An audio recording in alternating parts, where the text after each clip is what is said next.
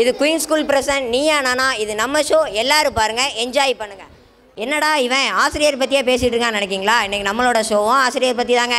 இந்த டீம் கனிவான டீச்சரை பற்றி பேச வந்திருக்காங்க, இந்த டீம் கண்டிப்பான டீச்சரை பற்றி பேச வந்திருக்காங்க. வாங்க நம்ம ஷோக்குள்ளே போவோம். உங்களுக்கு ஏன் கனிவான டீச்சரை தான் பிடிக்கும்னு பேச வந்திருக்கீங்க? அன்பை விட மிக சிறந்த ஆயுதம் எதுவுமே கிடையாது சார். அவங்க வகுப்பில் தான் சார் நாங்கள் சந்தோஷமாக இருக்கோம் சார். எங்ககிட்ட ரொம்ப அன்பாக நடந்துக்குவாங்க சார். அவங்களால தான் நாங்கள் ஸ்கூலுக்கே சந்தோஷமாக வர முடியுது சார். எங்களோட பேக்ரவுண்டு நல்லா தெரிஞ்சு எங்களுக்கு எக்ஸ்கியூஸ் நிறையா கொடுப்பாங்க சார். என்ன மாதிரிலாம் எக்ஸ்கியூஸ் தராங்க? போடலாம், ஹேர் கட் பண்ணலாம், அந்த மாதிரி விஷயத்து எக்ஸ்கியூஸ் கொடுப்பாங்க சார். சார் எங்கள் தப்பெல்லாம் தனியாக கூப்பிட்டு எங்கள் அன்பான முறையில் திருத்துவாங்க சார். சார் கேம்ஸ் பீரியடை கட்டே பண்ணாங்க சார். எங்கள் கூட சேர்ந்து அவங்களும் விளாடுவாங்க சார்.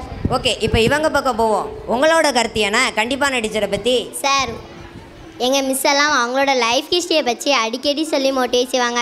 அவங்க மிஸ் அவங்கக்கிட்ட கண்டிப்பாக இருந்தாலும் தான் இப்போ நான் பெஸ்ட்டாக இருக்கேன்னு சொல்லுவாங்க. நாங்களும் பெஸ்ட்டாக இருந்ததான் ஆசிரியர் எங்களை கண்டிக்கிறாங்க சார். கண்டிப்பான டீச்சர் தான் சார் ஒரு மாணவனை கரையேற்றுறது. கண்டிப்புன்னு சொல்கிறாங்களே, அது கண்டிப்பு கிடையாது சார், அக்கறையின் உச்சகட்டம். எல்லா விஷயத்துலேயும் கொஞ்சம் கரெக்டாக இருப்போம். படிக்கிறதாகட்டும், ஹோம்ஒர்க் ஆகட்டும், ஆசிரியர் திட்டுவாங்க அடிப்பாங்கன்னு பயம் இருக்கும் சார். கையெழுத்து சரியில்லாதவனை திருத்தாமல் போனால் அவன் தலையெழுத்தே மாறி போவோம். வீட்டு பாடம் சரியாக எழுதாமல் இருப்பவனை கண்டிக்காமல் போனால் அவன் வாழ்க்கை பாடமே வீணாகி போவோம் சார். எங்கள் ஆசிரியர்லாம் கண்டிப்பாக இருக்கனால தான் எங்கள் கவனம்லாம் முழுக்க படிப்பிலே இருக்குது. கண்டிப்பு தான் சார் படிப்புக்கு ரொம்ப முக்கியம்.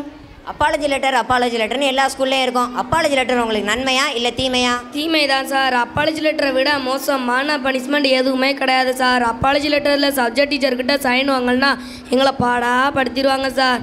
ஒரு நாய் எலும்பு துண்டு கலையிற மாதிரி எங்களை அலைய விட்டுருவாங்க சார். அதான் ஆளு எலும்பு தோலுமா இருக்கீங்களோ? ஆமாம் சார். தப்பு பண்ணால் அப்பாலஜி தான் சார். அப்படி இருக்க மென்டாலிட்டிக்கு ஸ்டூடெண்ட்ஸ் வந்துட்டோம், இல்லை வர வச்சுட்டாங்க. அப்பாலஜி எப்படி உங்களோட மென்டாலிட்டியை மாற்றிச்சு? சார் நான் ஒரு நாள் கேம்ஸ் விளாண்டுட்டு இருக்கும்போது தெரியாமல் ஒரு பூந்தொட்டியை உடச்சிட்டேன். அந்த இடத்துல எங்கள் அன்பான மிஸ்ஸாக இருந்தால் நான் எக்ஸ்கியூஸ் கேட்டிருப்பேன். ஆனால் எங்கள் மிஸ்ஸு கண்டிப்பான மிஸ்ஸு. அதனால் நான் அந்த இடத்துல எடுத்து வச்சாலும் அப்பாலஜி தான், எடுத்து வைக்கட்டாலும் அப்பாலஜி தான். அதனால் நான் எடுத்து வைக்காமலே கிளாஸில் போய் அப்பாலஜி எடுத்து ஸ்டார்ட் பண்ணிட்டேன். தப்பு பண்ணால் மட்டும் அப்பாலஜி லெட்டரே கிடையாது சார். நாங்கள் ஃபேமிலியோட ஒரு ட்ரிப்பே இருந்தோம். வீக்கெண்டில் 2 நாள் எக்ஸ்ட்ரா ஆயிடுச்சு. ஜாலியாக ஃப்ரெண்ட்ஸ்டெல்லாம் ஷேர் பண்ணலான்னு வந்தால் மிஸ்ஸு எதுக்கு லீவ் போட்டேன்னு கேட்டு பிரின்ஸிபல் சார்கிட்ட அனுப்பிட்டாங்க. பிரின்ஸிபல் சார்கிட்ட போனால் அப்பாலஜி லெட்டர் எழுது, சப்ஜெக்ட் மிஸ்ஸாகவே சைன் வாங்கிட்டு வந்துட்டாங்க. ஏன்டா ட்ரிப்பு போனோன்னு ஆயிட்டு சார். ட்ரிப்பு போச்சலாம் ஜாலியாக இருந்ததுல, அப்பாலஜி எழுதும்போது மட்டும் வலிக்குதுண்ணே? ஆமாம் சார். சார் அப்பாலஜி லெட்டருக்கு வேல்யூவே கெட்டு போச்சு சார். இப்போலாம் அதை எழுத சொன்னால் எங்களுக்கு பயமே வர மாட்டேங்குது சார்.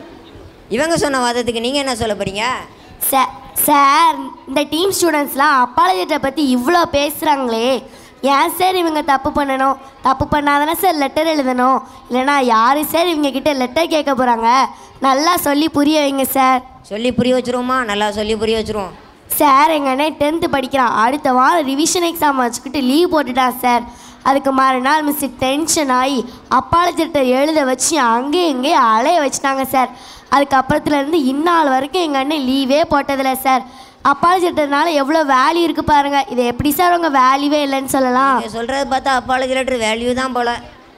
செகண்ட் ரோவில் லாஸ்ட் இருக்கன்னே பேசுனாங்களே ட்ரிப்பை பற்றி. அவங்க ட்ரிப்பு போனதெல்லாம் தப்பு இல்லை, டீச்சர்கிட்ட ஏன் இன்ஃபார்ம் பண்ணன்னு தானே கேட்குறாங்க. ஒரு ஃபோன் கால் பண்ணியிருக்கலாமே சார். அவங்க என்ன சார் ரெஸ்பெக்ட் கொடுக்குறாங்க? அதான் அவனுக்கு பயம் வர வைக்கணும். அதனால தான் அப்பாலஜி லெட்டர். சார் அப்பாலஜி லெட்டரை பற்றி அந்த ஃபஸ்ட் ரோவில் சென்டரில் இருக்க அண்ணன் சொன்னாங்களே, ஆட்டிடியூட் மாறுதுன்ட்டு. என்ன சார் ஆட்டிடியூட் மாறுது? அப்பாலஜி லெட்டர் இருக்கிறதால தான் பாதி தப்பு குறையுது சார். பொய், திருட்டு, ஒழுக்கமின்மை இது எல்லாத்தையும் ஒழிக்க தான் எங்கள் ஆசிரியர் யூஸ் பண்ணுற ஆயுதம் அப்பாலஜி லெட்டர். ஓகே, இப்போ ஃபைன் மணி டாபிக் வருவோம். ஃபைன் மணி உங்களுக்கு நல்லதா இல்லை கெட்டதா? கெட்டது தான் சார். எதுக்கு எடுத்தாலும் ஃபைனு. ஸ்கூலுக்கு லேட்டாக இருந்தால் ஃபைனு, ஐடி கார்டு போகலண்ணா ஃபைனு, நெயில் கட்டு போகலண்ணா ஃபைனு, பெல்ட் போகலண்ணா ஃபைனு. எங்கள் கிளாஸ்க்கு ஃபைன் பே பண்ணியே எங்கள் சொத்தெல்லாம் இழந்துடே போகல சார். உங்கள் அப்பா சொத்து 300-400 கோடி இருக்குமா? 500-600 கோடி இருக்கும். அதில் 100 கோடி பே பண்ணியிருப்பீங்களா? இருக்கோம் சார். எந்த தப்பு பண்ணாலும் ஃபைன் பே பண்ணிக்கலான்னு தைரியம் வருது சார். எங்களுக்கு போன வாரம் தான் ரேங்க் கார்டு கொடுத்தாங்க. நாளைக்கு எல்லாரும் சைன் வாங்கிட்டு வரணும். நாங்கள் வீட்டுக்கு போனால் அப்பா லோ மார்க்னு வைவாங்க. அதனால் நான் டெய்லியும் 10 rupees ஃபைன் பே பண்ணியே தச்சிருந்தேன் சார். மேமும் கண்டுக்கிறதே கிடையாது சார். எங்கள் ஆட்டிடியூட் மாதிரி தான் பொறுப்பாகவே இருக்க மாட்டோம். ஆட்டிடியூடு மாறுதா? எதை வச்சு சொல்கிறீங்க சார்? எங்கள் அன்பான மிஸ் இருந்தாங்கன்னா பெல்ட், ஐடி கார்டு போடலாம் ஏதாவது பனிஷ்மெண்ட் தருவாங்க. இல்லைனா எங்களை அன்பாக எடுத்து சொல்லி புரிய வைப்பாங்க. ஆனால் எங்கள் கண்டிப்பான மிஸ் இருந்தாங்கன்னா ஐடி கார்டு பெல்ட் போடலாம் ஃபைன் பே பண்ணி சொல்லி எங்களை அதில் பயம் இல்லை சார். அசால்ட் ஆகிட்டு சார் அதில். ஆக மொத்தத்தில் நீங்கள் சொல்ல வருது பயமே இல்லை, மென்டாலிட்டியும் ஆக்டிடியூடு மாறுது, அதானே? ஆமாம் சார். ஓகே, இப்போ இவங்க பக்கம் வருவோம். உங்களோட கருத்து என்ன? சார் ஒழுங்காக ஹேர் கட் பண்ணா ஷூ போட்டா எதுக்கு சார் ஃபைன் பே பண்ணணும்? சார் அந்த செகண்ட் ரோவில் சென்டரில் இருக்க அண்ணன் சொன்னாங்க அவங்க அப்பாவோட சொத்தையே விற்று ஃபைன் பே பண்ணுறேன்.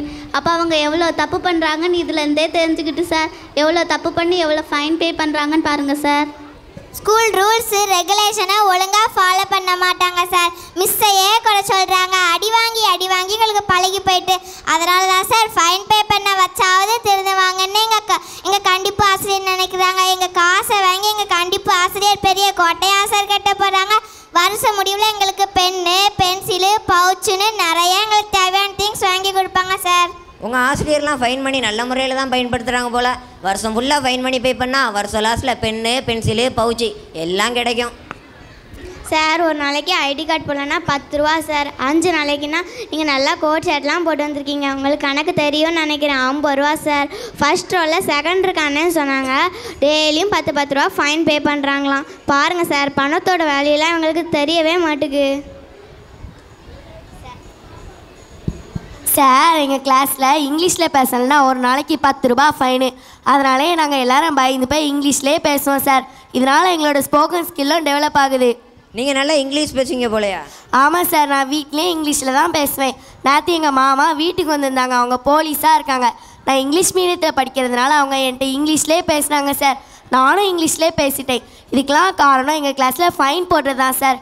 ஃபைன் பே பண்ணுறதுனால எங்களோட திறமையே வளருது சார். உங்கள் போலீஸ் மாமாட்ட இங்கிலீஷ் பேசுகிற மாதிரிலாம் என்கிட்ட பேசிடாதீங்க. நானே ஒரு அரைக்குறை இங்கிலீஷு. ஓகே, இப்போ பேரண்ட்ஸ் மீட்டிங் டாபிக் வரும். பேரண்ட்ஸ் மீட்டிங் உங்களுக்கு நல்லதா இல்லை கெட்டதா?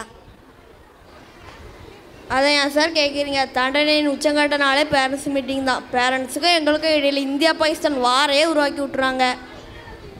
பேரண்ட்ஸ் எங்களை எதிரி மாதிரி பார்க்க ஆரம்பிச்சுருவாங்க சார். எங்கள் தப்பை 1க்கு 2 சொல்லி கொடுத்துருவாங்க. வீட்டுக்கு போனால் ஒழுங்காக பேச மாட்டாங்க, சாப்பாடு தர மாட்டாங்க, எங்களை கண்டாலே விலகி போவாங்க சார். அப்புறம் பேரண்ட்ஸ் மீட்டிங் அப்புறம் நல்ல சாப்பாடெல்லாம் மிஸ் பண்ணிங்க போலையா? ஆமாம் சார். சார் எங்களை தனியாக கூப்பிட்டு எங்கள் குறைகளை நீக்கலாம் சார். அதை விட்டு எங்கள் மனசை ரொம்ப கஷ்டப்படுத்தாங்க சார். சார் பேரண்ட்ஸ் மீட்டிங் அப்புறம் ரொம்ப பிளாக்மெயில் பண்ண ஆரம்பிச்சிடுவாங்க சார். என்ன மாதிரிலாம் பிளாக்மெயில் பண்ணுறாங்க? சார் எதுக்கு எடுத்தாலும் டீச்சர் ஃபோன் நம்பரை வாங்கி வச்சுக்கிட்டு எதுக்கு எடுத்தாலும் ஃபோனு, சூப்பர்னா சாப்பிடலண்ணா ஃபோனு, தூங்கலைண்ணா ஃபோனு, ஃபோன் எடுத்தா ஃபோனு, சிரிச்சா ஃபோனு, முறைச்சா ஃபோனுங்கிற நம்பிக்கை வந்துட்டோம் சார் ஸ்டூடெண்ட்ஸ்லாம். சார் 2 டயருக்கு இடையில எங்கள் தலை மாட்டின மாதிரி இருக்கும் சார். ஒரு சைடு பேரண்ட்ஸு ஒரு சைடு டீச்சர்ஸ்னு 2 பேரும் மாற்றி கம்ப்ளைண்ட் பண்ணிட்டே இருப்பாங்க சார். எங்களால் ஒன்றுமே சொல்ல முடியாமல் தலை குனிஞ்சு நிற்போம் சார். சந்தோஷத்தில் ஆரம்பித்த பேரண்ட்ஸ் மீட்டிங் சோகத்தில் முடிஞ்சிச்சா? ஆமாம் சார். ஓகே, இப்போ இவங்க பக்கம் வருவோம். உங்களோட கருத்து என்ன? சார் நான் பேரண்ட்ஸ் மீட்டிங்கை பற்றி ஷார்ட் அண்ட் ஸ்வீட்டாக சொல்லிடுறேன் சார். பெற்றோர்கள் அன்பை ஊட்ட, ஆசிரியர்கள் அன்புடன் அறிவை ஊட்ட, அன்பும் அறிவும் கலந்து வளர்ந்த குழந்தை நிறை குறைய அறிந்து கொள்ள ஒரு வாய்ப்பு தான் சார் பேரண்ட்ஸ் மீட்டிங். சார் எங்கள் அக்கா படிப்பில் செம்ம சுட்டி சார். அதனால் எங்கள் பேரண்ட்ஸ்லாம் அவளை கண்டுக்கிடவே மாட்டாங்க. பேரண்ட்ஸ் மீட்டிங்னு ஒரு மீட்டிங் அட்டன் பண்ண பிறகு தான் சார் தெரிஞ்சிச்சு எங்கள் அக்கா ஸ்கூலில் ரொம்ப சேட்டை பண்ணுவான்ட்டு. எங்கள் அப்பாவும் அம்மாவும் மனசு நொந்துட்டாங்க. அதுக்கடுத்து அவளை படிப்படியாக அன்பாக ஹேண்டில் பண்ணி எங்கள் ஆசிரியர் உதவியால் அவளை மாற்றிட்டாங்க சார். பாருங்கள் சார், பேரண்ட்ஸ் மீட்டிங் இவ்வளோ உதவியாக இருந்திருக்கு. உங்கள் அக்கா நல்ல அக்காவை மாதிரி பேரண்ட்ஸ் மீட்டிங் உதவியாக இருந்தது போல். ஆமாம் சார். பேரண்ட்ஸ் மீட்டிங்கை பற்றி அந்த தருணன்னு பேசுகிறாங்க. அது எங்களால் ஏற்றுக்கவே முடியாது சார். இந்தியாவுக்கும் பாகிஸ்தானுக்கும் போகிறோம். என்ன சார் பொருள் சார்? நீங்கள் ட்ரெயின் பார்த்துருப்பீங்க சார். அதுக்கு 2 தண்டவாளம் சார். அந்த தண்டவாளம் தான் சார் அம்மாவும் அப்பாவும். அந்த ட்ரெயின் தான் சார் சமுதாயம். அதில் இருக்க பயணிகள் தான் சார் நாங்கள். அதில் ஓட்டுநர் தான் சார் ஆசிரியர். அதனால் ஓட்டுநரான ஆசிரியருக்கு மாணவர்களை சரியான இடத்துக்கு கொண்டு செல்ல வேண்டிய பொறுப்பு இருக்குது சார். சார் எங்கள் மேலே அவங்க கோபமும் கிடையாது, விரோதமும் கிடையாது சார். அதிகமான அக்கறை இருக்கிறதால தான் எங்கள் பேரண்ட்ஸ் மீட்டிங்கை கண்டிப்பாக ஆசிரியர்கள் பயன்படுத்திக்கிறாங்க. ஓகே, இன்றைக்கி நிறைய விஷயம் ஷேர் பண்ணியிருந்தோம். ஏதாச்சும் ஷேர் பண்ண விருப்பம் இருந்தால் ஷேர் பண்ணலாம். சார் இதான் சார் முக்கியமானது. ஸ்பை வச்சுருக்காங்க சார். என்னது பையா? பையில் சார் ஸ்பை உளவாளி. ஓ, போட்டு கொடுக்குறவனா? ஆமாம் சார். இந்த ஸ்பை முக்கியமாக வச்சுருக்கு கண்டிப்பான டீச்சர் மட்டும் தான் சார். அந்த ஸ்பை சொல்லுறது பொய்யாவே இருந்தாலும் அதை அப்படியே நம்பிதாங்க சார். கொஞ்சம் கூட உண்மையை விசாரிக்க மாட்டேங்காங்க சார். தப்பே பண்ணாமல் நாங்கள் தண்டனை அனுபவிச்சுட்டு இருக்கோம் சார். இந்த விஷயத்தில் மாட்டிருப்பீங்க போலையா? ஆமாம் சார். அன்றைக்கு ஒரு நாள் எங்கள் கிளாஸில் 4 பேர் சட்டை பண்ணுறவங்க இருக்காங்க சார். இந்த 4 பேர் சேர்ந்துட்டு எங்கள் கிளாஸில் பெஞ்சு உடச்சிட்டாங்க சார். அவங்க பக்கத்தில் நான் சும்மா தான் சார் இருந்தேன். அப்படியே இந்த ஸ்பை என்னையும் சேர்த்து மிஸ்டர் போட்டு கொடுத்தாங்க சார். இந்த நேரத்தில் அந்த ஸ்பை சொல்கிறது பொய்யாவே இருந்தாலும் அதை அப்படியே நம்பிதாங்க சார் எங்கள் மிஸ்லாம். சார் கண்டிப்பான டீச்சர்னால யாருக்குமே ஸ்கூலுக்கு வர விருப்பம் இல்லை சார். 6 ஸ்கூலில் நிறுத்திடுறாங்க சார். ஓகே, நம்ம பேசிகிட்டு இருந்தால் இன்னும் நல்லா பேசிக்கிட்டே இருப்போம். நம்மளுக்கு கொடுத்துருக்க டைம் முடிஞ்சு போச்சு. என்னோட சைடில் இருந்து என் கருத்தை தெரிவிச்சுட்டு இந்த ப்ரோக்ராம் முடிச்சுக்கலாம். ஆசிரியர் பெருமக்களே, ஒரு மாணவனை நல்ல மாணவனாக மாற்ற இந்த சமுதாயத்தில் எல்லா நெருக்கடியும் இருக்கும். அந்த நெருக்கடிக்கு நீங்கள் களைத்து போகக்கூடாது. சமுதாயம் என்னும் அரண்மனையில் வாயிற்காவலர்களே நீங்கள் தான். ஒரு நோயாளி மேல் மருத்துவருக்கு அதிக அன்பும் இருக்காது, அதிக வெறுப்பும் இருக்காது. அந்த நோயிலிருந்து காப்பாற்றணும் அப்படிங்கிற பொறுப்பு மட்டும்தான் இருக்கும். அதே போல தான் ஆசிரியர் பணியும். மாணவரிடம் அதிக அன்பும் ஆபத்து, அதிக வெறுப்பும் ஆபத்து. குழந்தைகளிடம் இருக்கும் அறியாமை என்னும் நோயை குணப்படுத்தும் பொறுப்பு மட்டும்தான் இருக்க வேண்டும் உங்களுக்கு. தேங்க்யூ.